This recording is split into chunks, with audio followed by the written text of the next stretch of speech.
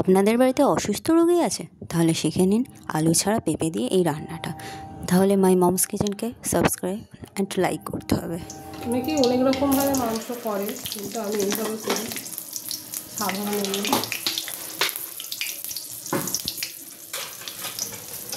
শুকনো লঙ্কা, তেজপাতা, একটু চিনি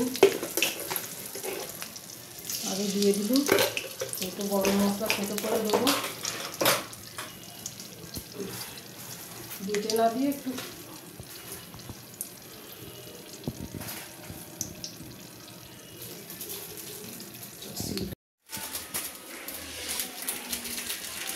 এটা গরম মশলাটা থেতো করা হবে শিলনোড়াতে। তুলে জ্বলে গেল, জ্বলে পাঁয়তারা হয়ে গেছে।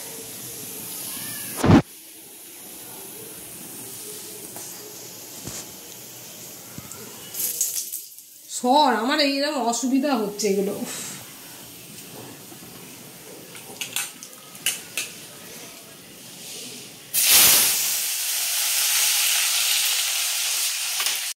মাংসে আলু দিয়ে পেঁপে আর পেঁয়াজ দিয়ে দেওয়া, পেঁয়াজ দিয়ে মাংস হচ্ছে। যারা আলু খেতে পারেন না, মানে সুগার রোগী, তাদের জন্য এইরকমভাবে মাংস করাটা ভালো। তাতে শরীরটাও ভালো থাকবে, খেয়েও তৃপ্তি।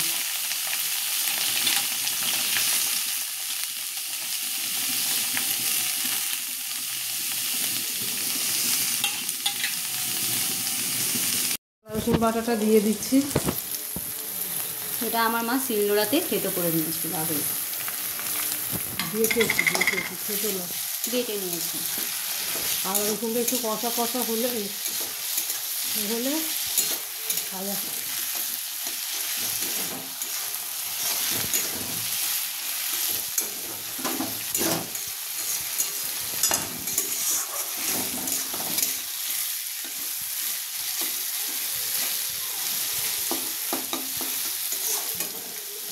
এই যে পেঁপে, তারপরে পেঁয়াজ, এগুলো কিন্তু আপনাদের 10-15 মিনিটের মতো ভাজতে হবে।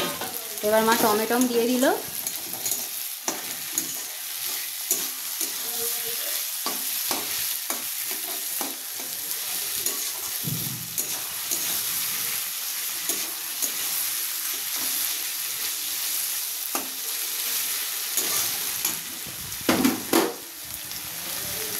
জোর কমিয়ে দিলাম। এবার মাংসগুলো ঢেলে দেওয়া হলো।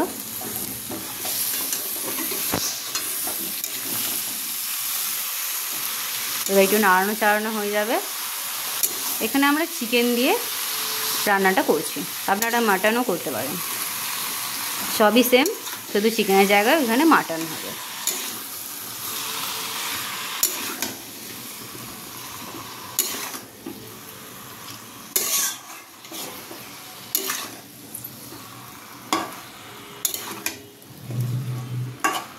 তাহলে কি এতে জল দেওয়া হবে না? কষা হোক, তারপরে একটুখানি সামান্য দেওয়া হবে। আচ্ছা, এটা যেহেতু কষা মাংস হচ্ছে, সেহেতু এখানে জল দেওয়া এখন হবে না। হ্যাঁ,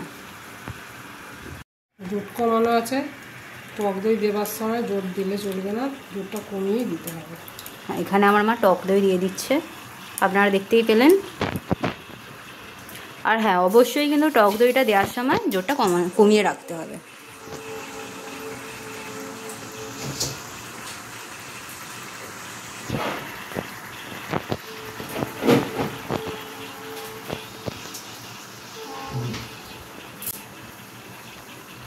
কিছু দেবার নেই। এবার মাংসটা আস্তে আস্তে জোর কমানো থাকবে, ঢিক ঢিক করে হবে। জোর কামনা থাকবে, ঢিক ঢিক করে হবে, এই তো। আচ্ছা, এখানে কেন টক দই দেওয়া হলো? টক দইটা শরীরের পক্ষেও ভালো, হজমটা হয়ে যাবে তাড়াতাড়ি। মাংসটাতে গ্রেভিটাও হবে, কষা মাংস গ্রেভিটা দরকার হয়। কিন্তু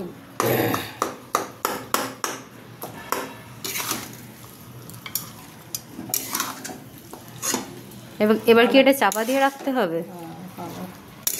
দেখছেন আপনারা, কালারটা পুরো লাল লাল ঝাল ঝাল হয়ে গেছে। এবার এটাকে চাপা দিয়ে রাখা হবে। এতেই মাংস সেদ্ধ হয়ে যাবে।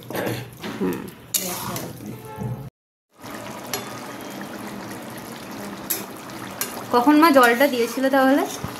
জল একটু সামান্য গরম করে দিয়েছি। মাংসটা হালকা সেদ্ধ হয়েছিল না, ওই জন্যে জলটা দিতে হয়েছিল। মাংস রেডি। এবার আস্তে আস্তে জলটা টেনে নেবে মাংসটায়। এই যেখানে তুলে ফেলা হচ্ছে।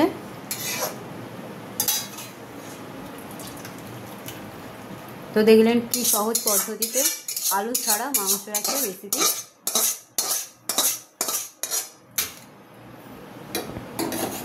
যদি ভালো লাগে please like, share and subscribe করে দেবেন, ঠিক আছে?